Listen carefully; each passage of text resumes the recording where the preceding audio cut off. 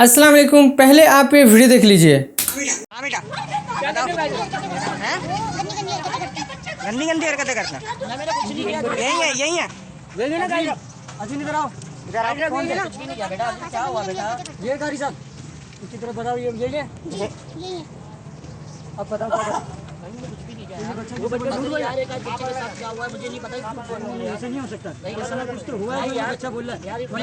अजीन आप इधर आओ। अजीन इधर आओ भाई बंदा आते यहीं खड़ी रहो। ये क्या बोल रहा है? और किसके साथ करा है? और भी बचेंगे, 2-3 बच्चे हो रहे हैं, बच्चे की क्लास के बोल रहे हैं। अच्छा बदतमीजी करी है। ऐसे भी बड़ा प्यारा बच्चा बस बेटे कभी गाली बात दे दी बस ज्यादा कुछ भी नहीं है। क्यों? सिर्फ बेटा एक मसाले पढ़ाते हो इसके और क्या करें? जाना है और कुछ गंदी हरकतें करेंगे। नहीं बेटा जी क्या खुलवा के पूछूं सबके सामने? खुल के पूछूं? मैंने भेज के क्या बात ये बात करी? नहीं है। भाई इतनी बड़ी गाड़ी है तुम भेड़ चोद मदरसे में पढ़ा रहे हो गांडे मरा रहे हो। माफी मांगता हूं सबसे यार। माफी मांगने का काम ही नहीं है।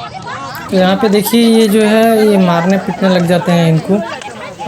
फिर उसके बाद देखिए आगे देखिए क्या हो रहा है। ये इन्होंने तो मारपीट की और उसके बाद और भी एक बच्चे एक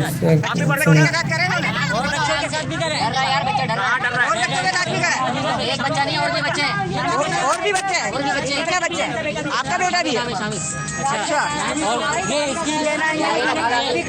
हाँ भाई अब तू दे बयान सच बयान दे।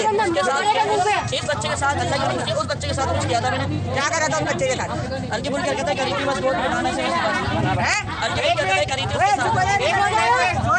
करीब कर हाँ बोल। हल्की फुल्की हरकतें करी थी। पप्पी दी थी जैसे गोद में बैठा जाए हल्का फुल्का इस तरह के मामला। ये बच्चा भी नया क्लास में के साथ तो कुछ भी नहीं किया तो अभी आया है इसको आप लेकर आए।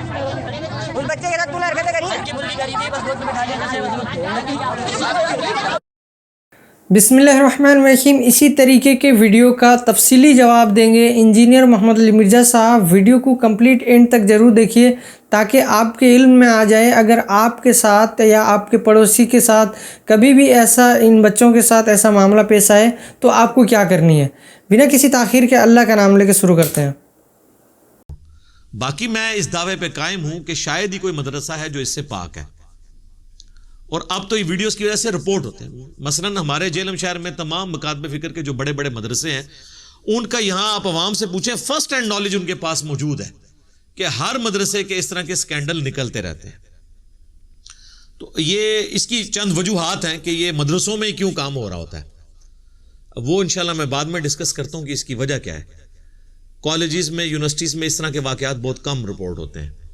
बाकी ये हकीकत है कि मजहबी तबका जब इस किस्म की हरकत करता है तो उसे ज्यादा हाईलाइट इसलिए किया जाता है कि मजहब का ठेका भी तो दीनदार लोगों ने उठाया हुआ है, उलमा ने। तो एक टिकट में दो मजे तो नहीं हो सकते। यानी एक तरफ आप दीन के ऊपर इज्जत भी अवेल करें और कल को आप जब गलत काम करें तो उस इज्जत की वजह से आपको छोड़ दिया जाए, नहीं सर, आपको डबल सजा दी जाएगी। ठीक है, सूरतुल अहज़ाब में आया है, अल्लाह ताला फरमाता है कि ए नबी की बीवियों तुम आम औरतों की तरह नहीं हो, अगर तुमने बेहयाई की तो तुम्हें दुगना अजाब दिया जाएगा, क्योंकि उनके लिए अजर भी फिर दुगना है। तो जिसका जो रुतबा होता है उस एतबार से उसकी सजा भी सख्त होती है। तो उलमा के बारे में लोग क्रिटिसिज्म करते हैं तो लोग कहते हैं कि जी उलमा की लोग इज्जत नहीं कर रहे, तो आप अपनी इज्जत करवाएं। जब आप दीन के ठेकेदार बने हुए हैं तो फिर आपकी रिस्पॉन्सिबिलिटी है कि आप अपने मुतालिक जो इस किस्म के वसवसे लोगों के दिलों में आते हैं वो पैदा ही ना होने दें, और अगर इस तरह की कोई बात हो तो उसकी क्लैरिफिकेशन दें। इल्मी पॉइंट नंबर 1 वो है कुरान और सुन्नत में कौम लूत वाला जो अमल है इससे मुतालिक क्या गाइडलाइंस आई हैं, जिसे हम होमोसेक्सुअलिटी भी कह देते हैं, हम जिन्स परस्ती भी कह देते हैं। सबसे पहले तो आ जाए कुरान हकीम की तरफ। तो कुरान हकीम में चंद बड़े गुनाह जिनकी सजा आई और उसको गुनाह के तौर पर अल्लाह ताला ने कुरान में बयान किया कसरत के साथ, उनमें से एक ये कौम लूत वाला अमल है। कम अज कम 8 मुकामात के ऊपर अल्लाह ताला ने कौम लूत के ऊपर जो अजाब आया उसको इन डेप्थ डिस्कस किया। आप अंदाजा लगाएं, इतनी इंपॉर्टेंस दी है इसको। उसमें सूरतुल आराफ, सूरतुल हिज्र, सूरह हूद, सूरतुल अनकबूत, सूरतुल अंबिया, सूरतुल कमर, सूरह अज़्ज़ारियात, سورہ الشعراء، اس میں ڈیٹیل کے ساتھ قوم لوط پہ جو عذاب آیا تھا ان کے اس برے عمل کی وجہ سے، اس کی پوری ڈیٹیلز آئی ہیں. اب وہ ساری آیات تو کور نہیں ہو سکتی، صرف سیمپل کے طور پہ میں سورہ ہود کی 2 آیات کور کر دیتا ہوں، اور اس میں بھی صرف اتنا پورشن کہ جو ان پہ عذاب آیا تھا، تاکہ ہم بتائیں کہ اس کی سزا اسلام میں کیا ہے قرآن و سنت کی روشنی میں. اعوذ باللہ من الشیطان الرجیم، بسم اللہ الرحمن الرحیم. فلما جاء امرنا، جب ہمارا حکم عذاب آ گیا، جعلنا عالیہا سافلہا، تو اس بستی کے اونچے حصے کو ہم نے الٹ کر دیا، یعنی اوپر کی جو حصہ تھا وہ نیچے آ گیا، نیچے والا اوپر، یعنی پوری بستی الٹ دی. وَأَمْطَرْنَا عَلَيْهَا حِجَارَةً مِّن سِجِّيلٍ، اور ہم نے ان پر کنکریوں کی بارش کی، پتھروں کی بارش، ممدود، پے در پے، جس طرح یہ اولے برستے ہیں نا، اس طرح. آج کل تو وہ آپ دیکھ رہے ہیں اتنے بڑے بڑے برف کے اولوں نے بھی گاڑیوں کے شیشے توڑ دیے اور اس میں ڈینٹ ڈال دیے. تو پتھر ہو تو آپ ذرا اندازہ کریں. مصومتن عند ربک، جو نشان زدہ تھے اپنے رب کی طرف سے، یعنی اس پہ نشان تھا کہ یہ فلاں کو جا کے لگنا ہے، یہ کنکر فلاں کے نام کا ہے، یہ گولی فلاں کے نام کی ہے. اللہ تعالیٰ نے اس کے اوپر پوری کیلکولیشن کی ہوئی.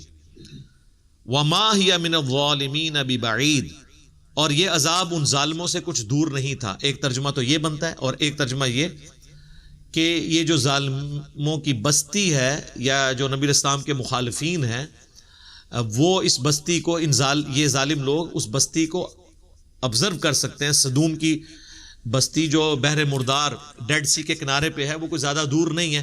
اپنے سفر شام میں یہ لوگ تجارت کرتے ہوئے جب جاتے تھے تو اس بستی کے حالات و واقعات دیکھ سکتے ہیں. بلکہ آپ کو ویڈیوز میں ملیں گے کہ ان کی وہ آلموسٹ لاشیں اسی طریقے سے فاسلز بن گئی ہوئی ہیں جو اللہ کا عذاب ان کے اوپر آیا تھا. اس کے لیے کوئی ٹیکنیکل ریزن ضرور ہوگی، یعنی وہ کہتے ہیں جی آتش فشاں پھٹ گیا تھا اور اس میں سے پتھر نکلے ان پہ پڑے. ظاہر ہے اللہ تعالیٰ نے کوئی ضروری نہیں ہوتا کہ کوئی غیبی کام کریں، وہ اسباب بنا دیتا ہے. جیسے سمندر میں غرق کر دیا فرعونیوں کو، تو وہاں پہ بھی آتش فشاں کو اللہ نے حکم دیا کہ ہاں بھی اگل دے اور ہر بندے کے سر کے اوپر جا کے اس کے حصے کا پتھر لگے. وہ اس کی کوئی بھی ریزن ہو سکتی ہے، بہرحال اللہ کی طرف سے وہ عذاب آیا. اللہم احسن عاقبتنا فی الامور کلہا واجرنا من خزی الدنیا وعذاب الآخرہ، آمین. اب ان آیات کی روشنی میں سزا یہ ہوئی کہ ایسے عمل کرنے والوں کو اللہ نے بلندی سے پھینکا اور پھر ان پر پتھروں کی بارش کر کے انہیں ہلاک کر دیا. قرآن و سنت میں واضح اس حد کو اسٹیبلش کرنا کس طریقے سے ہے، اس کی ڈیٹیلز ہمیں نہیں ملتی. صحابہ کے اقوال ملتے ہیں، خلفائے راشدین کے اقوال ملتے ہیں، ان کے فیصلے ملتے ہیں. اسی لیے آپ اس کو حد کے طور پہ نہیں لیکن تعزیر کے طور پر بیان کر سکتے ہیں. اس میں اختلاف پایا جاتا ہے لیکن اہل سنت اور اہل تشیع کا یہ اس پہ اتفاق ہے آلموسٹ کہ ایسے شخص کو فاعل اور مفعول دونوں کو قتل کیا جائے گا. اگر تو جبر کے ساتھ ہو رہا ہے پھر تو صرف فاعل ہوگا، مفعول کا تو ظاہر ہے پھر اس میں قصور نہیں. اب وہ حدیث سن لیں. سنن نبی داؤد میں حدیث ہے، ابن عباس کہتے ہیں کہ نبی علیہ السلام نے فرمایا کہ قوم لوط کا عمل جو لوگ کر رہے ہوں تو فاعل اور مفعول یعنی دونوں رضامندی سے کر رہے ہیں تو دونوں کو قتل کر دو. اچھا، جامعہ ترمذی میں حدیث ہے ابن عباس سے ہی، وہ کہتے ہیں نبی علیہ السلام نے فرمایا اگر کوئی شخص کسی جانور چوپائے کے ساتھ بھی بدفعلی کرے تو بھی دونوں کو قتل کرو. تو ابن عباس سے پوچھا گیا اس جانور کو کیوں قتل کیا گیا؟ تو انہوں نے کہا نبی علیہ السلام سے میں نے اس کی تفصیل تو نہیں سنی لیکن میرا خیال ہے کہ نبی علیہ السلام اس چیز کو ناپسند فرماتے تھے کہ ایسے جانور کا گوشت کھایا جائے جس کے ساتھ کسی نے اس طریقے سے برائی کی ہو. یعنی آپ دیکھیں اسلام سیکس کے معاملے میں کتنا سینسٹیو ہے. پھر مشکات المصابیح میں آپ کو سیدنا علی اور سیدنا ابوبکر صدیق رضی اللہ تعالی عنہما کے فتاوی مل جائیں گے جو پوری تفصیل سے المصنف ابن ابی شیبہ میں موجود ہے کہ ابن عباس نے کہا کہ قوم لوط کا عمل کرنے والے کی سزا یہ ہے کہ ایسے شخص کو اس بستی کے سب سے اونچے مقام سے اوندا منہ کر کے نیچے پھینکا جائے. اس طرح مر جائے تو ٹھیک، اگر پھر بھی زندہ بچ جائے پھر اسے پتھر مار کے سنسار کر کے ہلاک کر دیا جائے. تو مینار پاکستان سے انہیں نیچے گرانا چاہیے پبلکلی. کیونکہ سورہ النور کی 2 نمبر آیت میں اللہ تعالیٰ نے فرمایا کہ جو زنا کی سزا ہے یہ بھی پبلکلی ہوگی اور مسلمانوں کا ایک گروہ اسے ویٹ کرے گا تاکہ باقیوں کے لیے عبرت ہو جائے. دیکھیں نا آپ ایران میں اور سعودیہ میں شرعی سزائیں اعلانیہ دی جاتی ہیں نا, جو ایک دفعہ کسی کو قتل ہوتے ہوئے دیکھ لیتے ہیں کتنے عرصے تک ان کو نیند نہیں پڑتی, ڈیٹرنس ہوتی ہے. تو اسلامی سزائیں سخت ضرور ہیں لیکن چند لوگوں کو سزا ہو کے باقی لوگ جرم سے بچ جاتے ہیں, ڈیٹرنس ہو جاتی ہے. سزا 2-4 کو ہوگی, ڈیٹرنس لاکھوں کے لیے. بلکہ میرے خیال میں تو فساد فی الارض کی جو سزا ہے نا, سورۃ المائدہ کی آیت نمبر 33 میں, جو زمین میں فساد مچاتے ہیں, جس طرح یہ عادی مجرم تھا اور کئی اسٹوڈنٹ کے ساتھ منہ کالا کر چکا اور ایکسپلائٹ کرتا تھا ان کو, یہ ہے فساد فی الارض والے لوگ. تو ان کے اوپر آیت محاربہ والی لگے گی آیت. سورۃ المائدہ آیت نمبر 33 کے مخالف سمت کے ہاتھ پاؤں کاٹے جائیں گے اور انہیں سولی دیا جائے گا, یعنی بے دردی کے ساتھ ان کو قتل کیا جائے گا تاکہ باقیوں کے لیے ڈیٹرنس ہو. جامعہ ترمذی میں ایک اور حدیث ہے, ابن عباس کہتے ہیں کہ نبی علیہ السلام نے فرمایا جو کوئی شخص کسی مرد یا عورت کے ساتھ قوم لوط والا عمل کرتا ہے تو قیامت والے دن اللہ تعالیٰ اس کی طرف نظر رحمت نہیں فرمائے گا. یعنی اتنا غصہ ہے کہ دنیا کی سزا تو اپنی جگہ, آخرت میں بھی اللہ تعالیٰ نظر رحمت اس پہ نہیں فرمائے گا. مسند احمد میں ایک اور حدیث ہے, حاکم میں بھی ہے, مشکات کے اندر بھی موجود ہے کہ قوم لوط کا عمل کرنے والا ملعون ہے, لعنتی ہے. یعنی لعنت کا مطلب یہ ہے کہ اللہ کی رحمت سے دور. لعنت کا مطلب کیا ہے؟ اللہ کی رحمت سے دور. ایک اور حدیث ہے مسند احمد میں, سنن ابی داؤد میں بھی ہے, مشکات میں بھی, کہ نبی علیہ السلام نے فرمایا جو شخص اپنی بیوی کے ساتھ بھی ایسا عمل کرے قوم لوط والا تو وہ بھی ملعون ہے. ایک اور حدیث ہے جامعہ ترمذی میں جس کی صحت کے بارے میں محدثین کا اختلاف ہے. شیخ البانی اسے کہتے ہیں حسن درجے کی ہے, شیخ زبیر صاحب کا موقف ہے کہ یہ ضعیف ہے. بہرحال چونکہ دونوں طرف رائے موجود ہے اس لیے میں روایت کو بیان کر دیتا ہوں کہ نبی علیہ السلام نے فرمایا مجھے اپنی امت سے سب سے زیادہ خوف قوم لوط کے عمل کا ہے. تو میرے خیال ہے پریکٹیکلی جو امت کر رہی ہے اس کے بعد یہ البانی صاحب کا موقف ہی مجھے ٹھیک لگتا ہے. بعض اوقات حدیث کی سند کمزور ہوتی ہے لیکن اسے تلقی بالقبول حاصل ہو جاتی ہے کہ شواہد کی بنیاد پہ وہ ویسے اسٹیبلش ہو رہا ہوتا ہے. تو یہ ہمیں نظر آ گیا ہے, تلقی بالقبول اس کو نظر آ رہی ہے امت کے اندر جو امت کی حرکات ہیں. تو ہمارا تو یہ موقف ہے کہ ایسے لوگوں کو نشان عبرت بنانا چاہیے تاکہ ایک کو سزا ہو اور لاکھوں کے لیے عبرت ہو جائے انشاءاللہ تعالی. کل تک آپ لوگ مسجد کے باہر بھی کوئی چھوٹی سی شوٹنگ کر دے, جس کا ہم بھی غلط سمجھتے ہیں, کہیں مسجد کے اندر کوئی ڈرامہ شوٹ ہو جائے جس میں کوئی اس طریقے سے کچھ زیادہ بڑا ایشو بھی نہ ہو, تو اس کے اوپر آپ کہتے ہیں مسجد کے تقدس پامال ہو گیا. تو سر مسجد جڑا تسی کام چک کے رکھ دیو, اور مسجد محتمم جو اس طرح کے کام کرتے ہیں, اللہ معافی دے, یقین کریں عام بندے تو یہ جو جنازے والی چارپائی ہے نا جو مسجد میں رکھی ہوتی ہے اس کو دیکھ کے بھی خوف کھاتے ہیں. اور جو علماء سو ہیں, میں علماء حق کی بات نہیں کر رہا, وہ تو اس چارپائی کے اوپر کام ڈال دیتے ہیں اور اس چیز کو کوئی برائی نہیں سمجھتے. یعنی ہم خود یعنی کئی ایسے لوگوں کو جانتے ہیں, یعنی جیلم میں تو بہت واقعات ہیں, میں چونکہ اس کو اب وہ رنگ نہیں دینا چاہتا, ورنہ میں آپ کو کئی ایک واقعات بتاتا کہ کیا کچھ ہوتا ہے ادھر, لیکن ہمیں اس سے کوئی انٹرسٹ نہیں. ہم اس وقت اس ایشو کو ڈسکس کرنا چاہ رہے ہیں جو اصل ہمارا مسئلہ ہے. علمی پوائنٹ نمبر 3 وہ ہے والدین اور عوام الناس سے ریلیٹڈ, خصوصاً والدین سے ریلیٹڈ. میں ہمیشہ مشورہ دیتا ہوں کہ آپ اپنے بچوں کے ساتھ دوستی کریں, فرینکنس ہونی چاہیے آپ کی اپنی اولاد کے ساتھ. ہمارا بلٹ اپ جس معاشرے میں ہوا ہے اس میں تو یعنی باپ کی تو بالکل فرینکنس ہوتی ہی نہیں ہے اولاد کے ساتھ. رسپیکٹ کا اتنا درجہ وہ رکھا جاتا ہے, ماں کے ساتھ وہ فرینک ہوتے ہیں لیکن اس طرح کے مسئلے ماؤں کو بھی نہیں بتا سکتے جب تک باپ کے ساتھ دوستی نہ ہو. تو ہمارا کام ہے ہم اپنے بچوں سے دوستی کریں تاکہ وہ ہر چیز آپ کے ساتھ شیئر کریں, ان کی ایکٹیویٹیز کے اوپر نظر رکھیں, ان کے ساتھ دوستوں کی طرح بیہیو کریں. وہ ہر چیز آپ کے ساتھ جب شیئر کریں گے تو اس قسم کی کوئی ایکٹیویٹی ہوگی تو وہ پتہ چل جائے گی. یہاں پہ بھی دیکھیں یہ لڑکا جو ہے اس نے اپنے باپ کو بتایا تو اس نے کہا جی آپ علماء کے کیسے ہی کر سکتے ہیں, دیکھیں تقدس کے کس قدر انہوں نے نا مطلب لبادے اوڑے میں, یہ بھی آپ اتار پھینکے. ٹھیک ہے, اللہ معافی دے, آپ کو پتہ ہی نہیں کہ کیا کچھ آپ کے ساتھ ہو رہا ہے.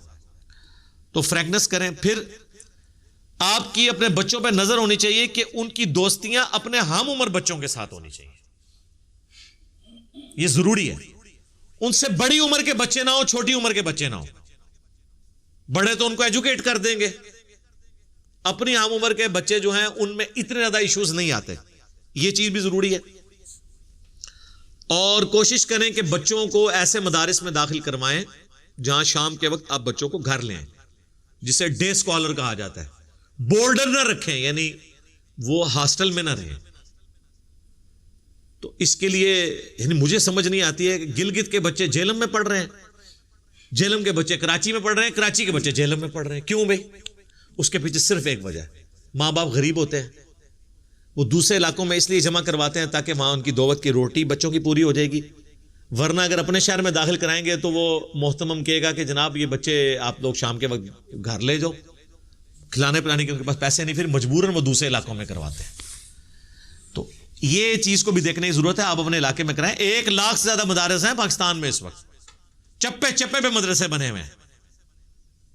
تو کیا ضرورت ہے کہ آپ بچوں کو ضروری بورڈنگ سسٹم میں ڈالیں گے کہ ہاسٹل میں رہیں؟ اور مدارس کے ہاسٹل بہت زیادہ خطرناک ہے. اس کی وجہ یہ ہے کہ مدارس آپ سمجھ لیں اپنی نوعیت کی وہ واحد جگہ ہیں جہاں پہ ٹیچرز کا انٹریکشن ہوتا ہے بچوں کے ساتھ. کالجز یونیورسٹیز کے اندر ٹیچرز کا انٹریکشن نہیں ہوتا بچوں کے ساتھ, وہ صرف کلاس کی حد تک ہوتا ہے. اس لیے وہاں ہراسمنٹ کے جتنے واقعات آپ کو ملتے ہیں نا ٹیچرز کے ساتھ, وہ اپنے آفس کے کمروں تک ہوتا ہے. ونس جب چھٹی کر کے بچہ گھر چلا جاتا ہے تو یہ نہیں ہوتا کہ ٹیچر ہاسٹل میں اس کے پاس پہنچے. لیکن یہاں کیا ہوتا ہے کہ چھٹی کے بعد بچوں سے خدمات لے رہے ہوتے ہیں ٹیچرز. وہ تو ہر وقت 24 گھنٹے ان کی خدمت کے لیے تیار ہوتے ہیں بچے. یہ وجہ ہے کہ مدرسوں میں یہ کام زیادہ ہوتے ہیں اور کالج یونیورسٹیز میں کم ہوتے ہیں. میں یہ نہیں کہہ رہا وہاں پہ نہیں ہوتے, وہاں پہ بھی ہوتے ہیں. ہمارے کئی ادارے ہیں جن کے ہاسٹلز میں یہ سارے کام ہو رہے ہوتے ہیں, ہمیں سب پتہ ہے. لیکن ان کو ہم اس لیے زیادہ کہتے ہیں کہ یہاں پہ ریشو بھی زیادہ ہے, اور دوسرا یہ دین کے ٹھیکیدار بھی ہیں. تو سر جب ٹھیکہ لیا تو ایک ٹکٹ میں 2 مزے نہیں ہوں گے کہ عزت دیندار والی ویل کریں. جب آپ برا کام کریں گے تو پھر آپ کے اوپر گرفت بھی زیادہ ہوگی, جو سورۃ الاحزاب میں ہے کہ اے نبی کی بیوی ہو, تم عام عورتوں کی طرح نہیں ہو, اگر تم نے بے حیائی کی تو تمہیں دگنا عذاب دیا جائے گا. تو اے علماء, تم عام لوگوں کی طرح نہیں ہو, تم زمین پہ خدائی کلیم کیے ہوئے ہو اپنے زوم میں. تو جب تم اس طریقے سے بدنام ہوگے تو پھر تمہاری ذلت بھی وہی والی ہوگی جو جھوٹے خداؤں کی ہوتی ہے, جیسا کہ فرعون کی ہوئی. یہ ذہن میں رکھو. یہ قرآن کی آیات نہیں ہے, یہ میں نے اس میں سے ڈیڈکٹ کیا ہے. اجتہاد کہتے ہیں نا, اجتہاد, جی ہم نے اجتہاد کیا ہے. اور آپ کو یہ مسئلہ بتایا ہے کہ دین میں اس طرح کی چیزوں کے بارے میں سینسٹیو اگر آپ ہوتے ہیں تو آپ یہ سمجھیں کہ آپ کے اوپر ذمہ داری کتنی ہے. تو اس لیے زیادہ سینسٹیو ہونے کی ضرورت نہیں ہے. جو آپ کرتوت کر رہے ہوتے ہیں تو اس وقت یہ سوچا کریں نا کہ آپ یہ کیا کرنے جا رہے ہیں. اور والدین کو میں ایک اور نصیحت کروں گا کہ اپنے بچوں کے ٹیبز کے اوپر, لیپ ٹاپس پہ, ان کی جو موبائل فون ہے ان پہ بھی نظر رکھیں وہ کس قسم کی ویڈیوز دیکھتے ہیں. چھیننے سے کوئی مسئلہ حل نہیں ہونا. Forbidden fruits are always sweet, منع کیے گئے پھل ہمیشہ میٹھے ہوتے ہیں.